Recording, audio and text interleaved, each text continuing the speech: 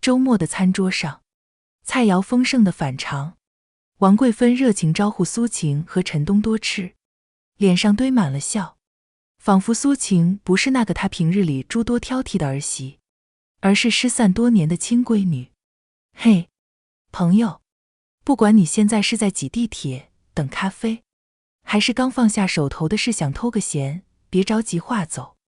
今天的一页故事，刚好能填满你这几分钟的碎片时光。喜欢我的朋友，欢迎点击订阅分享。那我们故事开始。晴晴啊，快尝尝这个鱼，我特意为你做的。王桂芬夹了一大块鱼肉到苏晴碗里，东东也是，多吃点，看奶奶给你做了多少好吃的。他又转向3岁的孙子陈东。席间，王桂芬絮絮叨叨，全是养儿不易。陈凯从小多乖巧，现在东东也大了，是时候为他的将来打算了。苏晴听着，心中一片了然，只安静地给陈东剔着鱼刺。酒过3巡，王桂芬终于放下了筷子，那双精明的眼睛看向苏晴。晴晴啊，你看东东也大了，明年就得上幼稚园了，以后花钱的地方多着呢。你那套房子，我看不如就先过户到东东名下，也算是给他一个保障，我们老陈家也能安心。来了。苏晴夹菜的手在半空停住，一抹冷笑几乎要从唇边溢出。他瞥了一眼身旁的陈凯，他正埋头扒饭，恨不得把脸都埋进碗里，对周遭的一切充耳不闻，连呼吸都刻意放轻了。苏晴缓缓放下筷子，扯出一个没石磨温度的笑容。妈，这房子是我婚前财产，写着我苏晴的名字，东东有我这个妈，他的保障自然少不了，不劳您费心。王桂芬脸上的笑容僵了一瞬，随即又像川剧变脸似的，换上了一副委屈面容。苏晴内心毫无波澜，反而觉得有些好笑。她婆婆这演技，不去拿个奥斯卡都屈才了，变脸比翻书还快。前一秒选我的好儿媳，下一秒就恨不得把她骨头渣子都吞了。至于她老公，指望他，还不如指望猪能上树。哦不，现在猪肉都涨价了，猪都比他有价值。那顿饭自然是不欢而散。从那以后，王桂芬的电话变成了苏晴的噩梦。早中晚，一天3个，准时准点，嘘寒问暖的开场白之后，必然绕回房子的事。晴晴啊，妈不是逼你，妈都是为了东东好，我们都是一家人。你的不就是陈凯的，陈凯的不就是东东的吗？你一个女人家，以后总是要依靠儿子的，房子给儿子，天经地义。苏晴起初还耐心解释，后来干脆直接表明态度，妈，房子不可能过户，东东有我，不会过得比谁差。王桂芬一听这话，立刻就在电话那头哭天抢地，我苦命啊，辛辛苦苦把陈凯拉扯大，他娶了媳妇就忘了娘，现在想给孙子多留点东西都不行啊！你不孝顺，你根本没把我们当一家人。苏晴听得额头青筋直跳，索性直接挂断。她婆婆那套说辞，简直就是普洱界的教科书范本。可惜啊，苏晴也是反普洱小能手，想给她洗脑，下辈子吧。陈凯则在他耳边扮演起了和事佬，他总是在王桂芬哭诉完之后，小心翼翼地凑过来，晴晴，妈也是好意，她年纪大了，就想着东东，你看妈都气得吃不下饭了，身体要紧啊，要不你就先口头答应她，把她哄开心了，以后的事以后再说嘛。陈凯搓着手，一脸畏难。苏晴看着他那副德性，心头火气更盛，深刻怀疑他是不是被他妈用孝道这2个字下了降头。陈凯，那是我婚前财产，你妈想要，让她自己去买，你也是个男人，能不能有点担当？陈凯被他一吼，又缩了回去，嘴里嘟囔着：“我这不是想家庭和睦吗？”没过几天，苏晴下班回家，一开门就愣住了。王桂芬竟然堂而皇之地坐在她家客厅沙发上，悠闲地看着电视，旁边还放着一篮子菜。晴晴回来了，快歇歇，我今天过来看看，顺便帮你打扫了卫生，还给你炖了汤。王桂芬笑眯眯地起身，苏晴扫视一圈，家里确实被打扫过，但那种过分的整洁，反而透着一丝刻意。厨房里飘来古怪的药材味，那锅所谓的汤，苏晴可不敢轻易尝试。妈，您怎么进来的？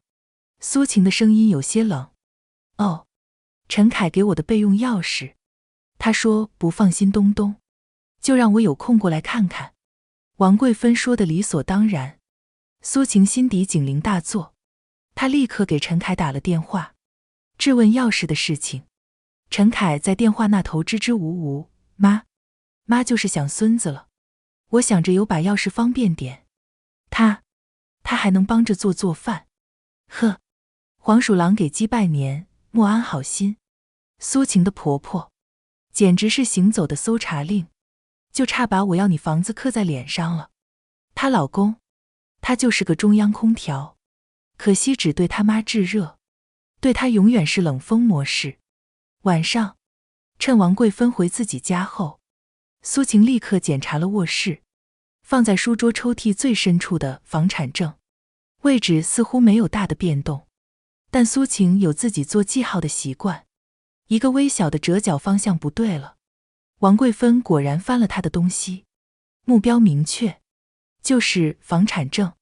温情攻势和私下小动作都宣告失败，王桂芬并未善罢甘休，反而发动了亲戚攻势。一时间，苏晴的手机成了热线，三姑六婆、远房表亲，一个个平时八竿子打不着的亲戚，轮番上阵，苦口婆心，主题思想高度统一。晴晴啊，你这孩子怎么这么不懂事呢？房子给孙子，那不是理所应当的吗？你是不是对陈凯有二心啊？想留着房子以后离婚多分点财产。其中一个不知隔了多少层的远房表婶，仗着自己辈分大，说话尤其尖酸刻薄。苏晴，我跟你说，你一个外姓人，住着我们老陈家的房子，虽然是苏晴婚前买的，现在连给自家孙子都不乐意，是不是想让我们陈家绝后啊？太恶毒了，你这女人！苏晴听着电话那头刺耳的噪音，忍无可忍。房子是我苏晴婚前全款买的，房产证上写的是我苏晴的名字，跟你们陈家一毛钱关系都没有。再敢胡说八道，我直接去法院告你们诽谤。苏晴一字一句，掷地有声。电话那头瞬间安静了，随即传来对方气急败坏的嘟囔和挂断声。这帮所谓的亲戚，平时八竿子打不着，一到分钱，哦不，是抢钱的时候，比谁都积极。怎么住？是觉得他苏晴头顶上顶着冤大头三个字闪闪发光吗？想组团来刷他这个副本，门都没有。亲戚游说团败退后，王桂芬终于撕下了所有伪装。周一下午，苏晴正在公司开一个重要会议，突然接到了隔壁张阿姨的电话：“小苏啊，你快回来看看吧，你婆婆，她找人把你家门锁给撬了，带着行李住进去了。”张阿姨的声音焦急万分。苏晴之前就拜托过邻居帮忙留意家里的动静，苏晴只觉得一股血直冲头顶，她立刻跟领导请了假，火速往家赶。推开家门的瞬间，苏晴几乎气炸了肺。客厅里一片狼藉，她的东西被胡乱堆在角落，而王桂芬正颐指气使地指挥着陈凯，把他卧室里的梳妆台往客房搬。妈，陈凯，你们在干什么？苏晴的声音因为极致的愤怒而有些颤抖。王桂芬看到苏晴，非但没有半分心虚，反而理直气壮地叉起腰：“这是我儿子的家，我想住哪间就住哪间，你的东西，我看客房就挺好。陈凯则是一脸局促，手足无措地站在梳妆台旁，讷讷道：晴晴，妈说她想搬过来住，方便照顾东东。方便？撬锁进来叫方便？苏晴怒极反笑，这是我的房子，你的房子，你嫁给了陈凯，你的就是陈家的。王贵芬嗓门提得更高，苏晴懒得再跟他废话，直接掏出手机，按下了110。远景很快上门，了解情况后，也只能定义为家庭纠纷，进行调解。王贵芬一见远景，立刻戏精附体，一屁股坐在地上开始撒泼打滚，哭喊着儿子不孝，儿媳虐待老人，要逼死他这个老婆子。陈凯则在一旁低声劝着远景：远景同志，都是误会，我妈年纪大了，就是想跟我们住一起，我工作忙，她也能帮衬家里。苏晴看着眼前这对母子一唱一和，心一点点沉了下去，最后变得冰冷一片。她第一次对陈凯感到了彻底的失望和绝望。那一刻，苏晴看着眼前这对母子，真想问问民政局，离婚能走 VIP 通道吗？她家急，她老公已经不是妈宝了，他是妈的复读机，他妈的遥控器，可惜电池是他供应的。现在老娘要断电了。苏晴转向远景，语气平静却带着不容抗拒的坚决：远景同志，这是我的婚前财产，我有权决定谁能住在这里。现在我要求他们立刻离开我的房子。他指着王贵芬和陈凯，一字一读。远景的调解最终以王贵芬灰溜溜地搬回老房子告终。苏晴的房子暂时恢复了宁静，一种令人窒息的宁静。他和陈凯的冷战正式拉开帷幕，分房而居，家里的空气降至冰点，两人视线相交时，也只剩下沉默。偌大的房子，仿佛只剩下他和儿子陈东两个人。几天后，陈凯大概是觉得冷暴力这套不管用，开始尝试怀柔政策。早晨的餐桌上会多一份苏晴爱吃的小笼包，傍晚会准时出现在公司楼下接她下班。甚至有一天，他手里捧着一束包装俗气的玫瑰花，堵在门口。晴晴，陈凯脸上挤出讨好的笑，这是送你的，妈她年纪大了，脾气不好，我代她向你道歉，你就别生气了，我们一家人和和美美，比什么都重要，对不对？苏晴瞥了一眼那束花，花瓣边缘有些发蔫，像极了他们这段岌岌可危的婚姻。他以为送几朵破花就能把她哄好，真当她是3岁小孩，一颗糖就能骗走。呵，老娘现在看他，比看路边的电线杆子还无感，至少电线杆子不会给他添堵。苏晴没有伸手去接那束花，手臂环在胸前，语气平静无波：道歉，可以，让你妈写份保证书，白纸黑字，永不再提房子的事情，并且为撬锁私闯民宅的行为，向我公开道歉。如果做不到，陈凯，你就别在我面前演戏了，我看着累。陈凯脸上的笑容瞬间凝固，那束花被他捏得变了形，他嘴唇哆嗦了几下，最终还是那句老话：晴晴，她毕竟是我妈，所以呢？苏晴打断他：你妈就可以为所欲为，你妈就可以践踏法律和我的底线。陈凯被噎得说不出话，脸色由红转青，最后铁青一片，将那束花狠狠灌在鞋柜上，摔门而去。门板发出巨大的声响，震得苏晴耳膜嗡嗡作响。陈凯的糖衣炮弹宣告失败，王贵芬那边立刻无缝衔接，上演了他的拿手好戏《苦肉计》。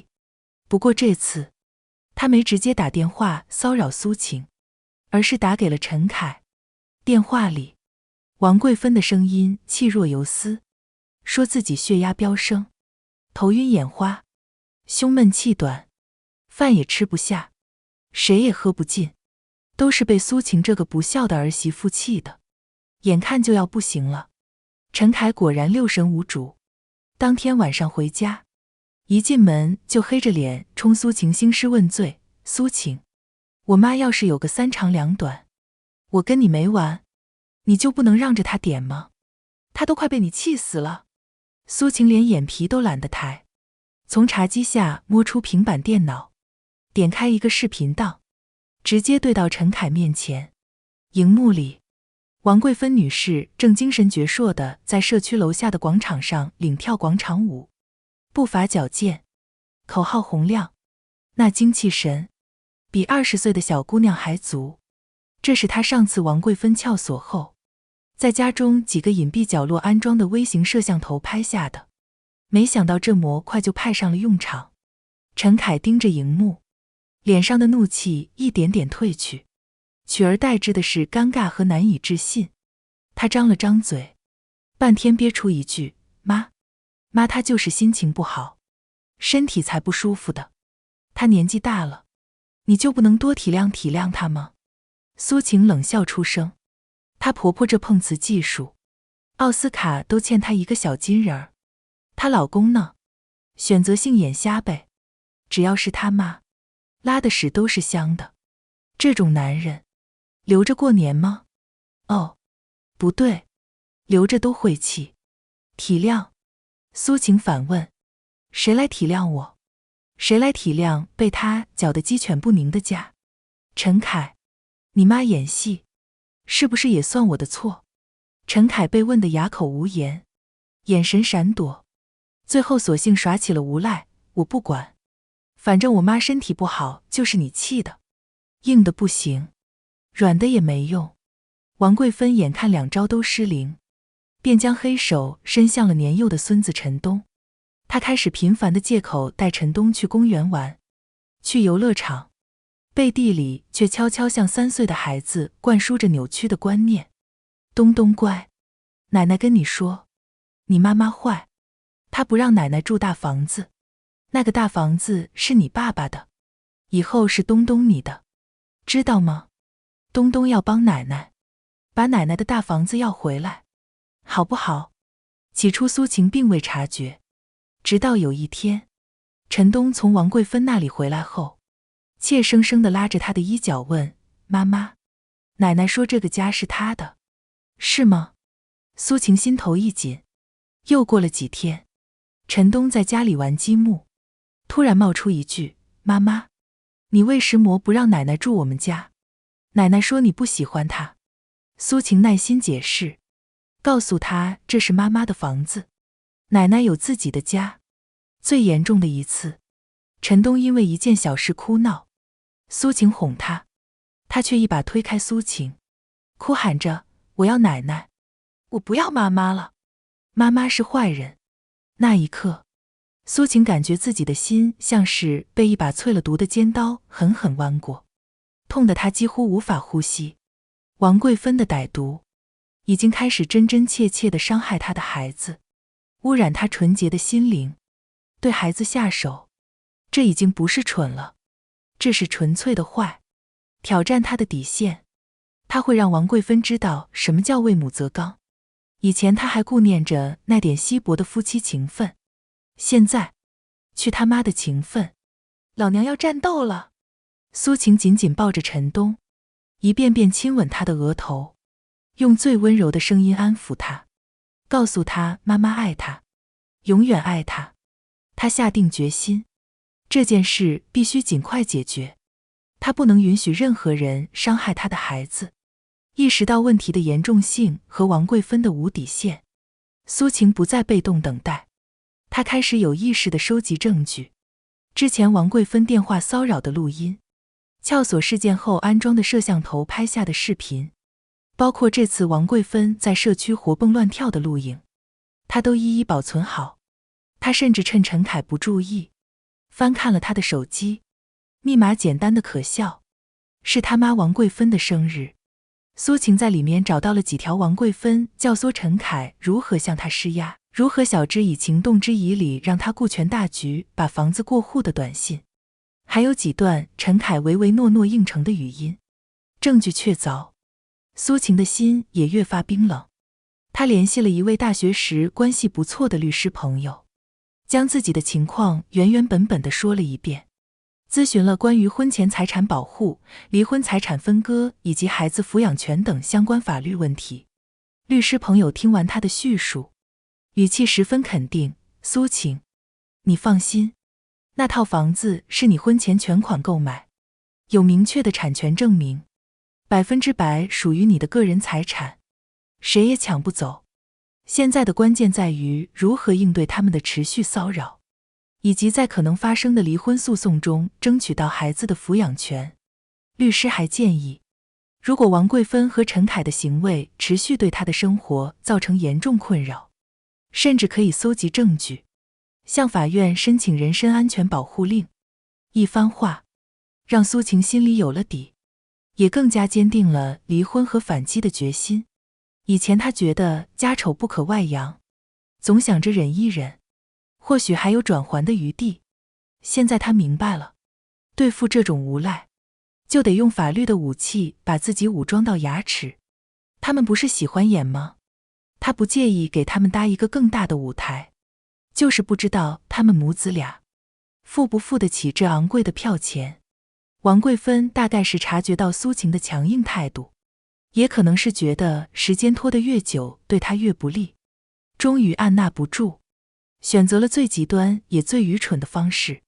周五下午，苏晴正在公司主持一个部门季度总结会，会议室大门突然被人从外面粗暴推开，王桂芬一手叉腰，一手拽着陈凯，像两尊瘟神一样堵在门口。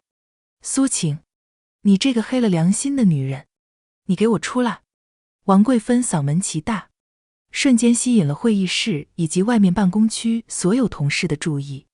你霸占我们老陈家的房子，还想把我跟你爸赶出去，现在连你老公都不认了，你是不是想逼死我们母子啊？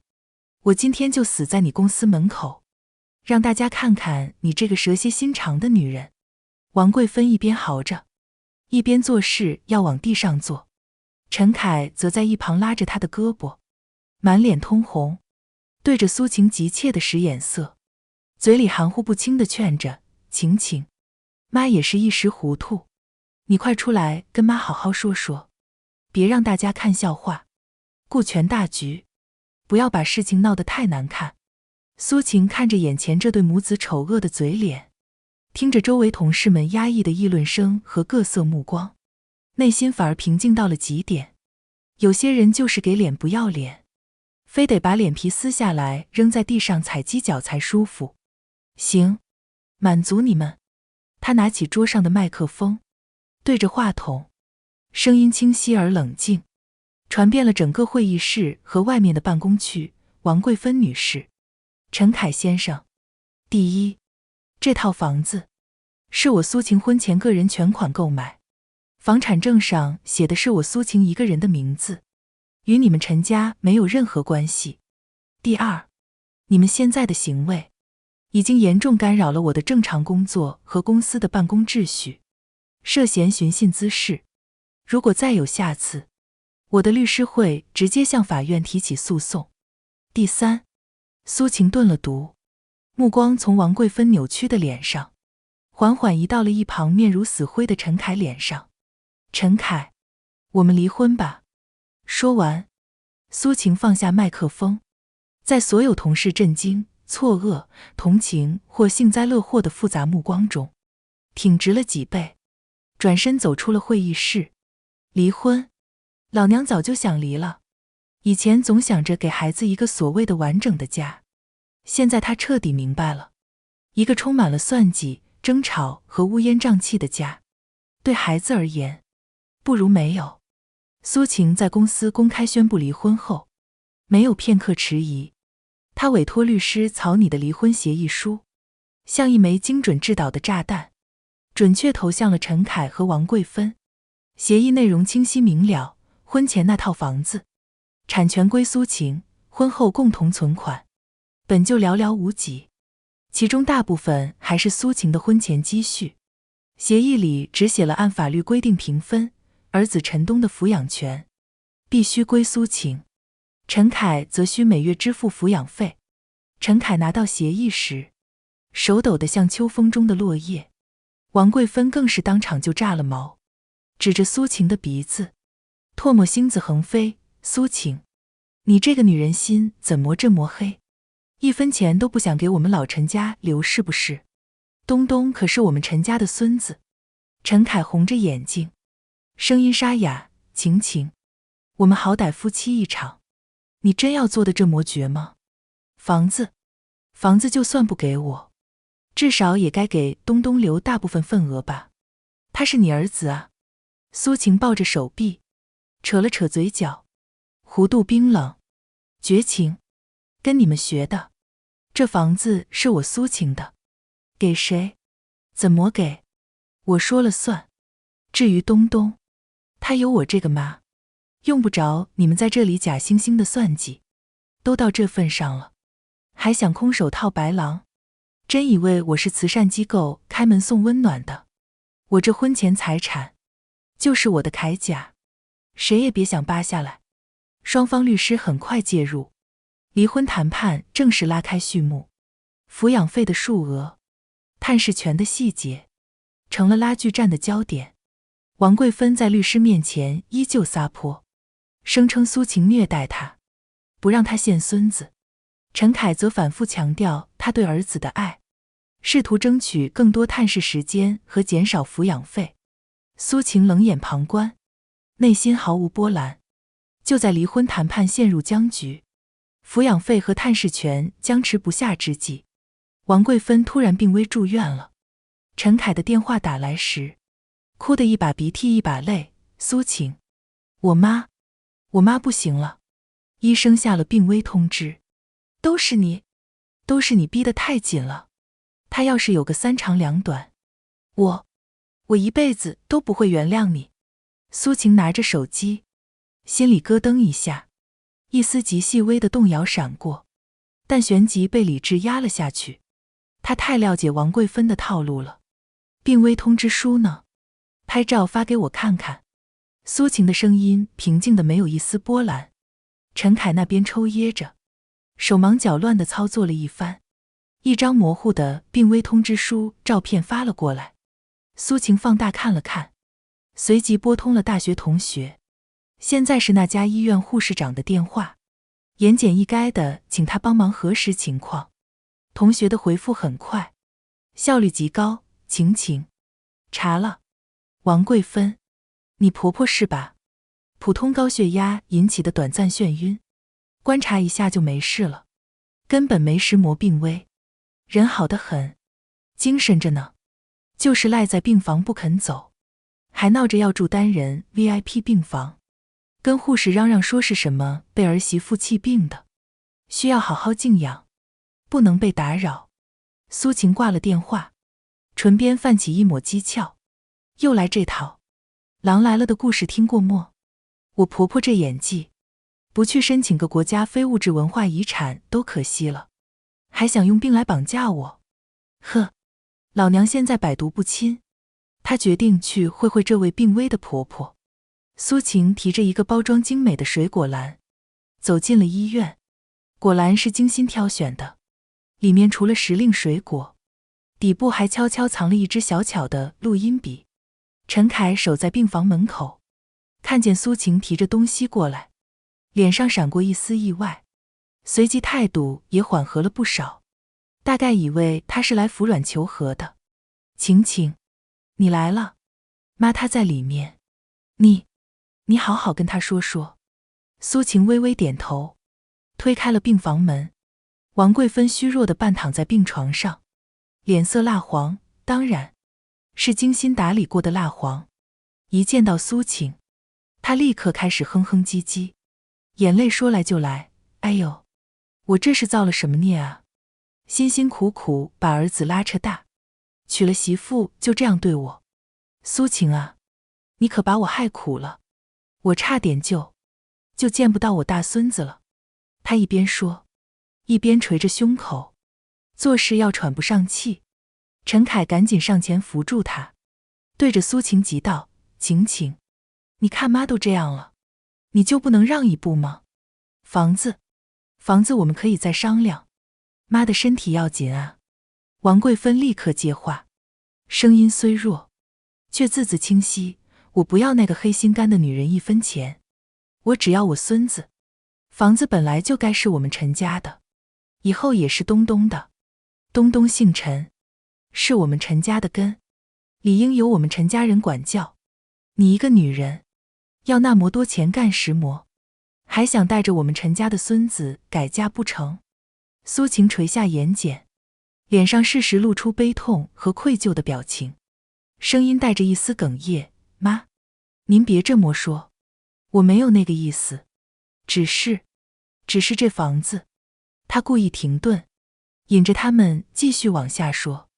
只是什么指示？王贵芬像是被踩了尾巴的猫，你就是想独吞家产，逼着陈凯跟你离婚，你好霸占房子。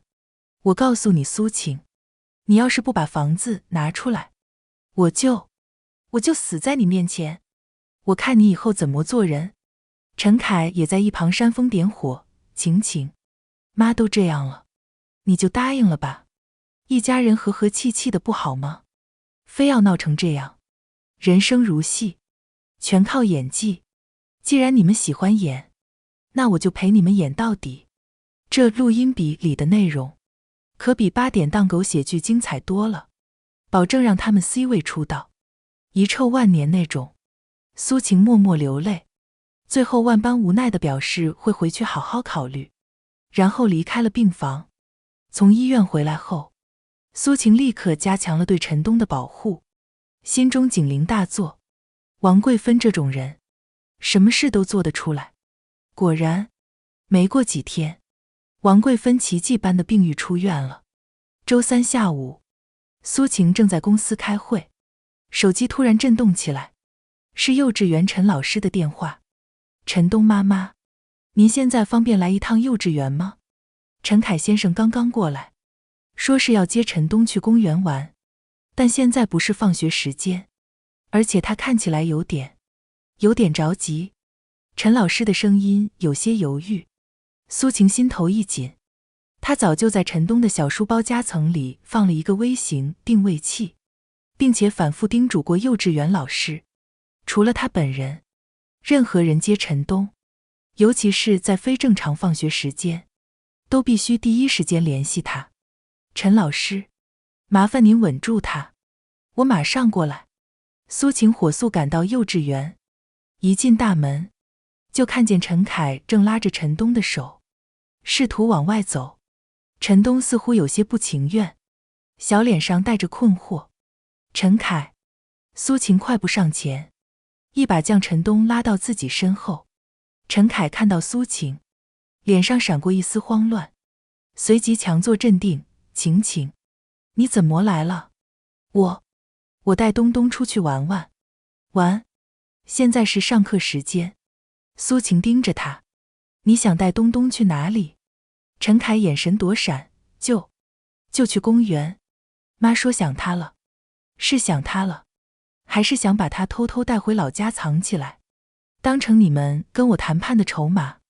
苏晴一字一句，声音不大，却带着冰冷的穿透力。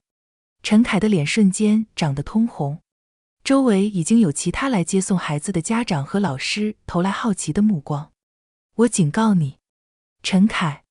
苏晴上前一步，压低声音，但语气中的警告意味十足。如果再有下一次，我会立刻向法院申请人身安全保护令，并且要求剥夺你的探视权。到时候，你连见东东都难。想抢我儿子，做梦！也不打听老娘是谁。我儿子就是我的底线，谁碰谁死。我老公这智商，真是被他妈按在地上摩擦后又捡起来的，一点长进都没有。陈凯在众人异样的注视下，狼狈不堪，最终灰溜溜地独自离开了幼稚园，经历了抢孩子未遂事件。苏晴知道，不能再给这对母子任何幻想和机会了。他决定不再忍耐。当天晚上，苏晴将医院病房里那段录音进行了剪辑，隐去了所有涉及到陈东的直接言语，重点突出了王桂芬和陈凯对于房产的贪婪，对他的算计以及那些恶毒的诅咒。然后，他用一个新注册的匿名账号，将这段音频和简要的文字说明分别发到了他们社区业主群以及本地一个颇有名气的网络生活论坛上。标题他都想好了：惊天大瓜，恶婆婆联合妈宝男，算计儿媳婚前房产，录音为证，一旦激起千层浪。录音内容清晰劲爆，王桂芬那撒泼耍赖的腔调，陈凯那唯唯诺诺的附和，以及他们对苏晴财产赤裸裸的觊觎，都毫无保留地暴露在公众面前。业主群里瞬间炸开了锅，平时低头不见抬头见的邻居们纷纷冒泡。天啊，这不是陈凯家吗？他妈平时看着挺和善的啊，录音里这话说的也太难听了吧，人家婚前财产凭什么给你？这儿子也是个糊涂蛋，跟着他妈一起欺负老婆。网络论坛上的发酵速度更快，网友们义愤填膺，评论区一边倒地指责王桂芬和陈凯贪得无厌，欺人太甚。这种婆婆和老公留着过年吗？赶紧离！支持小姐姐，保护好自己的财产和孩子。王桂芬和陈凯一夜之间成了他们生活圈子里的网红，只不过是臭名昭著的那种。王桂芬出门买菜，都能感觉到周围人指指点点的目光和压低的议论声。她试图在社区里辩解，说录音是苏晴伪造的，是苏晴不孝顺，结果被人用录音里的原话对了回去，气得差点当场撅过去。陈凯在单位也受到了波及，同事们看他的表情都怪怪的，领导也隐晦地找他谈了话，让他处理好家庭问题，不要影响工作。以前总说家丑不可外扬，现在苏晴明白了，对付不要脸的人，就得把他们的丑事扬得天下皆知，让他们在人民群众的汪洋大海中无处遁形。这叫什么？这叫魔法打败魔法。王桂芬这次是真的气病了，高血压飙升，被陈凯手忙脚乱地送进了医院。这一次，她没再闹着要 VIP 病房，也没力气再演戏了。陈凯看着躺在病床上，脸色灰败的母亲，再想到自己如今的处境，第一次感到了茫然和一丝悔意。他拿起手机，犹豫了许久，还是拨通了苏晴的电话。苏晴，苏晴听着电话那头陈凯疲惫而沙哑的声音，没有任何回应。电话那头陈凯的声音如同文瑞。苏晴径直挂断，将手机丢在沙发上。她大概是真扛不住了，舆论的唾沫星子足以淹死任何一个还想在熟人社会里混下去的人。隔天，陈凯果然找上门来，脸色憔悴，胡子拉碴，全然没了往日的体面。他约苏晴在楼下咖啡馆见面。晴，陈凯刚一开口，眼圈就红了，声音哽咽。他扑通一声跪在苏晴面前，引来咖啡馆里零星的侧目。我对不起你，都是我的错，是我猪油蒙了心，不该听我妈的，打你房子的主意，我不该那样对你。他抽泣着，鼻涕眼泪呼了一脸。晴，看在东东的份上，你再给我一次机会，好不好？我保证，我以后一定好好跟你过日子。我妈那边，我让她回老家，再也不许她掺和我们的事。他去拉苏晴的手，被她避开。苏晴端起咖啡杯，轻轻抿了一口，杯沿的温度都比她此刻的表演要真实。早知如此，何必当初？鳄鱼的眼泪，在她苏晴看来，一文不值，现在才来求原谅，太迟了。她苏晴的心，早就在一次次失望中，把她彻底拉黑，连带着烧毁了所有通讯的可能。陈凯，太晚了，苏晴放下咖啡杯，声音平静，有些信任一旦破碎，就再也回不去了。他从包里拿出那份早已准备好的离婚协议书，推到他面前，上面的签名是他苏晴的名字，清晰而决绝。离婚，我离定了，条件不变。陈凯看着那份协议，身体晃了晃，脸上血色尽退。王桂芬得知儿子求和彻底失败，苏晴态度坚如磐石，她那根紧绷的神经终于断了。没过2天，王桂芬和陈凯一起再次堵在了苏晴家门口。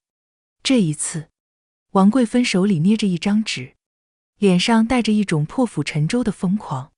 苏晴，你这个白眼狼，你以为离婚就能把我们老陈家甩干净？王桂芬尖着嗓子嚷，把那张纸抖得哗哗作响。你婚前买房，还欠我20万，这是借条，白纸黑字写着，赶紧还钱，不然我告你。苏晴接过那张所谓的借条，纸张簇新，墨迹也带着新鲜的气息，签名模仿的拙劣可笑。王桂芬还拉着几个老姐妹充当证人，在楼道里七嘴八舌。是啊是啊，我们都看见了，晴晴当初是跟桂芬借了钱的，还说以后房子有他们陈家一份呢。陈凯站在一旁，低着头，充当知情人，证实了借款的存在。苏晴真是低估了人类脸皮的厚度，特别是王桂芬这种特定人群。伪造借条，还找来群众演员，这是把他苏晴当法盲，还是把法官当傻子？行，既然他们喜欢玩火，他不介意再给他们添一把柴。好啊。苏晴把借条收好。法庭上线，离婚案开庭的日子很快到了。法庭内气氛肃穆，王桂芬以案外第三人，也就是债权人的身份出庭。他和陈凯并排坐在被告席的延伸位置，一唱一和，声泪俱下。法官啊，你要为我做主啊！这个苏晴忘恩负义，借钱不悬，还想独吞我们陈家的财产啊！王桂芬拍着大腿，哭嚎着。陈凯则配合着地上那张漏洞百出的借条和所谓的证人证言。轮到苏晴的律师陈述，律师有条不紊，先是出示了苏晴购房时的全款银行流水，每一笔资金来源都清晰可查。法官，我当事人苏晴女士在购房时，其个人银行账户资金充裕，完全有能力全额支付房款，根本无需向任何人借款。接着，律师将那张借条通过投影放大，逐一指出上面的伪造痕迹。请看这签名，模仿痕迹明显，运笔生涩。再看这墨迹，与借条声称的日期不符，过分崭新。王桂芬和陈凯的脸色开始有些不自然。最致命的一击来自苏晴提交的那段录音。当王桂芬在医院病房里亲口承认房子是苏晴的，并叫嚣着无论如何都要把房子弄到手，甚至诅咒苏晴的那些话，通过法庭的扬声器清晰地播放出来时，整个法庭一片哗然。旁听席上响起了压抑不住的议论声。王桂芬脸上的血色瞬间退得一干二净，身体摇摇欲坠。陈凯则僵在那里，像被抽走了所有骨头。苏晴坐在原告席，脊背挺直。以前看电视剧，总觉得法庭戏好刺激，现在亲自上阵，才知道什么叫证据为王。看着王桂芬和陈凯从嚣张到死灰的脸色，他只想说，干得漂亮，这脸打的啪啪作响，比过年放鞭炮还热闹。在确凿的录音证据面前，王桂芬找来的那几个证人坐不住了。法官严厉警告了作伪证需要承担的法律后果。其中一个50多岁的妇人，心理防线首先崩溃，当场哆哆嗦嗦地举起了手。法官，法官，我说实话，是王桂芬，是她许诺给我好处，让我来帮他做伪证的。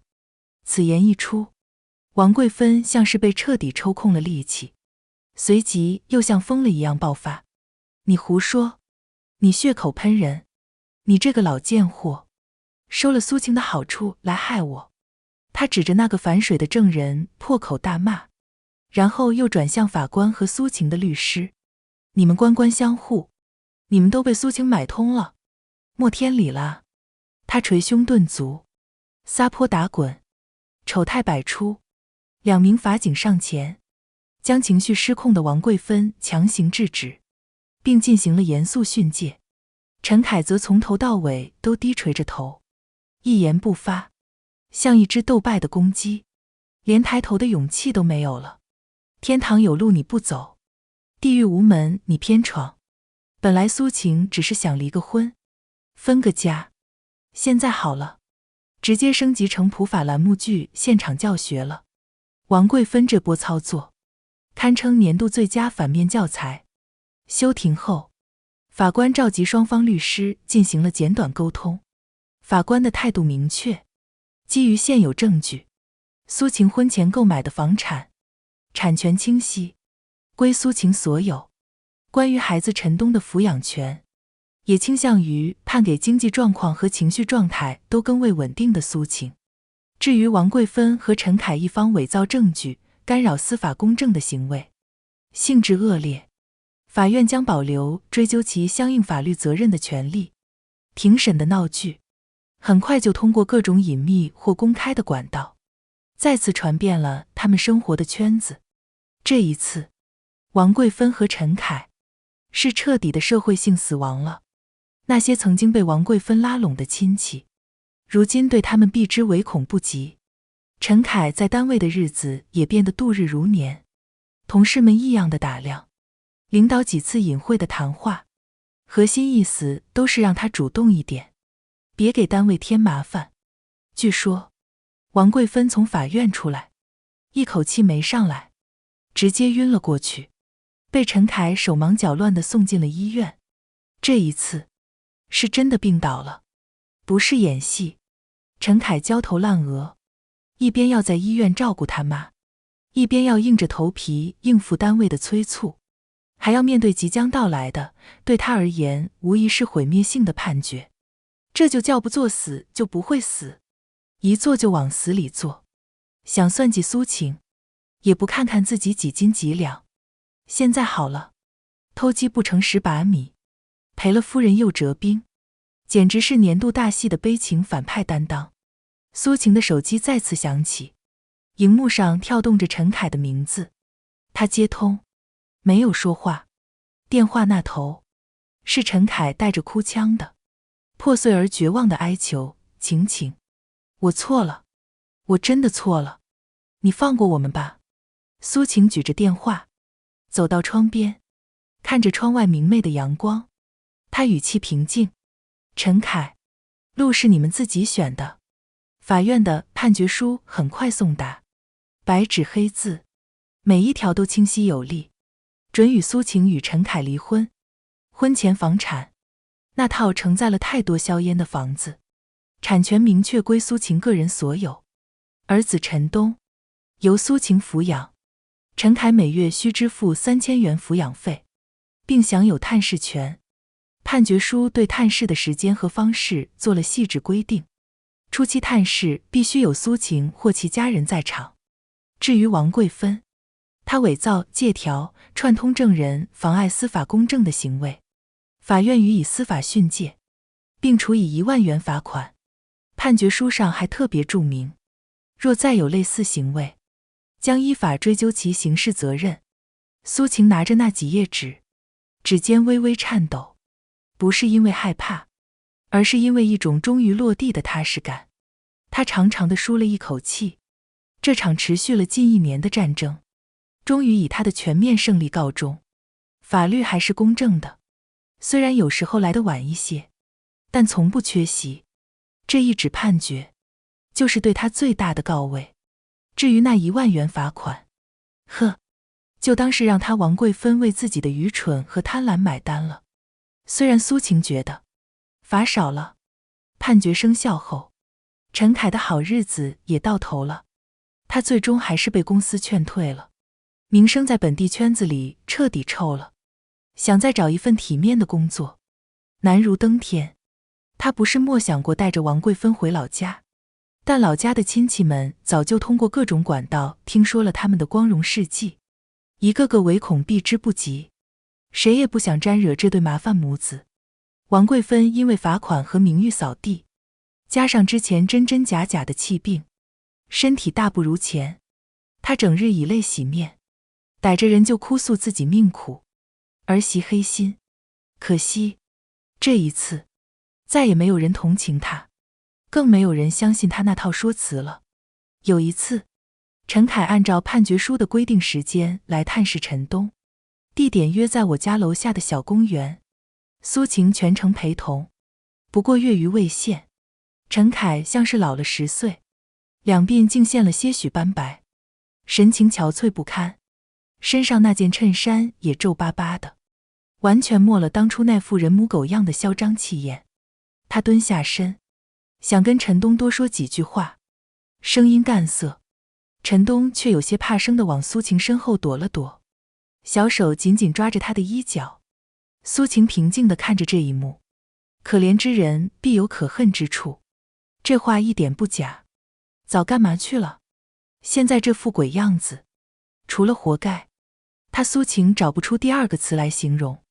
至于他儿子，他有明辨是非的能力，知道谁才是真正对他好的人。日子似乎就这样平静下来，苏晴以为他们会就此消停，没想到王桂芬还能作妖。某天下午，苏晴刚带着陈东从幼稚园回来，一开门就看见王桂芬直挺挺地跪在他家门口，她一把鼻涕一把泪，哭得声嘶力竭，额头都磕红了。晴晴啊，妈知道错了，妈真的知道错了。王桂芬捶打着自己的胸口，我不该贪图你的房子，不该那么对你，求求你，看在东东的份上，你就原谅我这一次吧。他西行几步，想去拉苏晴的裤脚，让陈凯回来吧，我们一家人好好过日子。我老了，以后养老都指望你妈，我把我的养老金都给你，都给你，只要你能让陈凯有个家，让我能时常见到东东。王桂芬以为故技重施，用下跪和哭求能再次博取同情，让他苏晴心软。苏晴打开门，冷冷地看着他表演。王桂芬，苏晴的声音没有一丝温度，收起你那套，早知今日，何必当初。他侧身让开门口的位置，但没有邀请对方进来的意思。我这里不是垃圾回收站，陈凯也不是没人要的弃子，他是成年人，该为自己的行为负责。至于你的养老问题，找你儿子去，别来烦我。说完，苏晴砰的一声关上了门，将王桂芬的哭嚎隔绝在外。现在知道哭了，晚了。当初算计他房子的时候，怎么莫现这么卑微，想用眼泪洗白自己。不好意思，他苏晴这里不提供这种服务。这扇门关上的不只是过去，还有他们母子俩所有的念想。王桂芬在苏晴这里碰了一鼻子灰，回去自然是添油加醋的跟陈凯哭诉，指望他那个宝贝儿子能为他出头，再来找苏晴理论。没想到陈凯这次却异常清醒，他听完王桂芬的哭诉，沉默了许久，然后疲惫地开口：妈，够了，别再闹了。王桂芬的哭声戛然而止。是我们错了，苏晴没错，房子本来就是她的，我们从一开始就不该打那个主意。陈凯的声音低沉，带着一种被现实彻底打垮的无力感。你以后安分点吧，别再给我惹事了。王桂芬简直不敢相信自己的耳朵，他那个一向对他言听计从的儿子，竟然会说出这样的话。他没想到，连他最后的依靠，他视若生命的儿子，都背叛了他。王桂芬彻底绝望了。她一屁股坐在地上，开始嚎啕大哭，一边哭一边拍着大腿，骂陈凯不孝，骂他娶了媳妇忘了娘，骂老天爷对他不公。陈凯默默地看着他妈撒泼，眼神空洞。几天后，陈凯收拾了简单的行李，带着依然骂骂咧咧但明显没了往日精气神的王桂芬，离开了这个城市。据说他们去了外地一个八竿子打不着的远房亲戚那里。陈凯靠打零工维持生计，日子过得相当拮据。从此，这对极品母子彻底消失在了苏晴的生活中。哟，妈宝男终于断奶了，虽然晚了点，但也算是给自己留了最后一点体面。至于他妈，众叛亲离，求锤的锤，也算是罪有应得了。这结局，苏晴给打99分，少一分怕他们骄傲。离婚后的日子平静而美好，苏晴和儿子陈东过上了真正属于他们母子俩的生活，家里少了争吵和算计，空气都清新了不少。闲暇之余，苏晴把这段糟心的经历，以及自己如何一步步反击的过程，整理成文字，匿名在一个知名的网络论坛上发了个帖子。他本意只是想记录一下，顺便给其他可能遇到类似困境的姐妹提个醒。没想到帖子一发出去，竟然引起了巨大的反响。无数网友在底下留言，分享自己的经历，更多的人则是私信他，向他咨询如何应对婚姻中的矛盾，如何保护自己的权益。其中，一家颇有名气的文化公司联系到了苏晴，他们对她的故事非常感兴趣，希望她能把自己的亲身经历和处理家庭矛盾的经验写成书，或者开设线上课程，帮助更多在婚姻中受到伤害的女性。苏晴考虑再三，答应了。几年后，苏晴成了小有名气的女性情感咨询师和畅销书作家。她的文字犀利而温暖，她的课程实用而富有力量，帮助了许多曾经迷茫无助的女性找到了方向。儿子陈东在她悉心的教导下，健康快乐的成长，聪明又懂事。回首往事，苏晴无比感谢那个在绝境中没有放弃，而是选择果断反击的自己。那些打不倒她的，终将使她更强大。至于王桂芬和陈凯，则成了她书中和课程里最生动、最经典的反面教材，也算是他们这对母子为社会做的最后一点贡献了。苏晴偶尔会在签售会上被问及过往，她总是笑着回答，谁说离婚女人就贬值？老娘现在活得风生水起。记住，永远别低估自己的力量，你远比你想象的更强大。如果你喜欢今天的故事，不妨把它分享给身边的人，让一份小温暖变成2份、3份。下一期一页故事，我们还会带来新的一页惊喜，可能是关于梦想，关于陪伴，也可能是关于不期而遇的感动。记得准时来赴约，咱们下期不见不散。